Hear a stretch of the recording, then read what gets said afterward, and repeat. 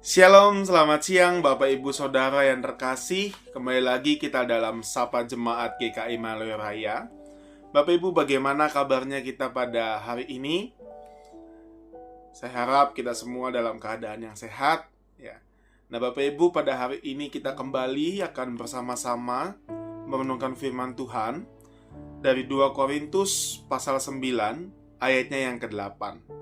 Namun sebelum kita akan membaca serta merenungkan firman Tuhan, mari kita bersatu dalam doa.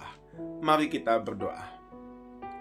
Allah Bapa yang bertahta dalam kerajaan surga, kami mengucap syukur ya Tuhan atas segala sesuatu yang Engkau berikan kepada kami hari lepas hari. Pada hari ini Tuhan, kami memulai kembali aktivitas kami. Kiranya Tuhan senantiasa menuntun setiap kami. Dan lebih daripada itu Tuhan, kami memohon pada hari ini pun kami akan bersama-sama membaca serta merenungkan firman Tuhan. Mampukan kami ya Tuhan dalam kami memahami firman-Mu, dan kiranya kami juga Engkau mampukan dalam melakukan firman Tuhan yang akan kami dengarkan pada siang hari ini. Bersabdalah Engkau Tuhan, kami siap untuk mendengarkan firman-Mu. Amin. Mari Bapak Ibu, kita membuka Alkitab kita dari 2 Korintus pasal 9 ayatnya yang ke-8. Lagi pula, Allah sanggup melimpahkan segala anugerah kepada kamu, supaya kamu senantiasa berkecukupan di dalam segala sesuatu, dan malah berkelebihan di dalam berbagai perbuatan baik.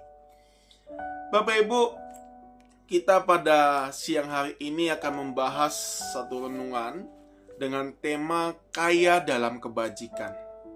Ya. Yang kita baca pada siang hari ini Bapak Ibu, di mana jemaat Korintus ya akhirnya termotivasi untuk mengambil bagian membantu kesulitan yang dialami jemaat di Yerusalem.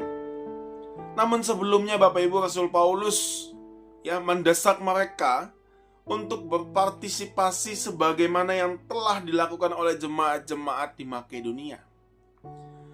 Spiritualitas kaya Bapak Ibu dalam kebajikan tidak dapat lahir ya hanya sekedar dari desakan. Tetapi kebajikan yang kaya itu haruslah lahir dari kerelaan hati. Nah, kalau kita lihat Bapak Ibu, jemaat Korintus ya dikatakan bersedia mengambil bagian dalam memberikan persembahan mereka berdasarkan kerelaan hati. Itu kalau kita baca Bapak Ibu dari ayat yang pertama sampai ayat 15 ya. Terutama di ayat kedua, di mana mereka bersedia gitu ya memberikan atau mengambil bagian dengan memberikan persembahan mereka berdasarkan kerelaan hati. Nah, kerelaan ini Bapak Ibu untuk mendukung jemaat Yerusalem yang telah menginspirasi gitu ya dan memotivasi jemaat lain. Ya. Dan di sini Bapak Ibu, kalau kita lihat adanya nasihat dan teguran Rasul Paulus yang justru itu mengubah mereka, mengubah jemaat di Korintus ya. Rasul Paulus mengubah atau meneguhkan hati mereka dengan satu janji Bapak Ibu, yaitu adalah janji bahwa Allah sendiri akan melimpahkan dengan segala anugerah sehingga mereka akan berkecukupan ya, bahkan berkelebihan dalam perbuatan baik. Dan mereka merespon teguran Rasul Paulus ini Bapak Ibu dengan suatu keyakinan atau dengan suatu kerendahan hati ya. Kalau kita lihat Bapak Ibu dalam praktiknya memang tidak mudah ya bagi seseorang untuk menerima teguran atau menerima kritik dari orang lain gitu ya. Nah, sebagian Bapak Ibu memilih untuk mengeraskan hati gitu ya, bahkan membenci orang itu, orang yang menegur kita ya.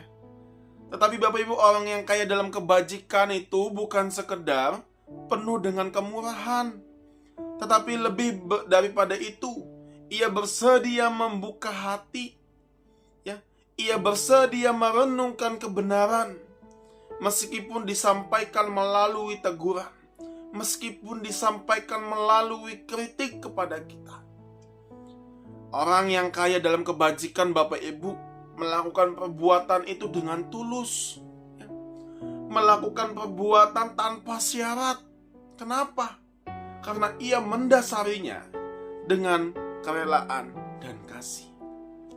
Oleh karena itu Bapak Ibu, firman Tuhan pada hari ini mengajak kita, ya.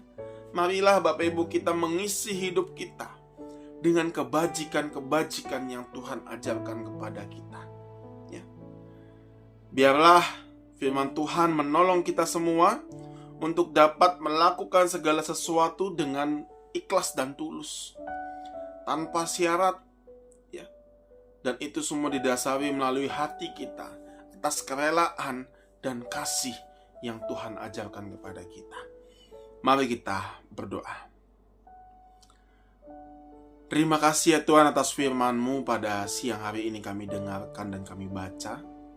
Biarlah Tuhan kami juga dapat menjadi anak-anak-Mu yang selalu atau diperkaya semakin penuh oleh kebajikan-kebajikan Tuhan. Mampukan kami Tuhan dalam kami menjalani seluruh kehidupan kami ini dengan melakukan firman Tuhan yang kami dengarkan ini. Terima kasih ya Tuhan, inilah doa kami yang kami panjatkan dalam nama Yesus Kristus kami berdoa. Amin. Baik Bapak Ibu, selamat siang. Terima kasih atas partisipasinya, terima kasih atas perhatiannya. Kiranya firman Tuhan pada siang hari ini dapat menolong kita, dapat menginspirasi kita dalam kita melangsungkan kehidupan kita hari lepas hari. Tuhan memberkati kita sekalian.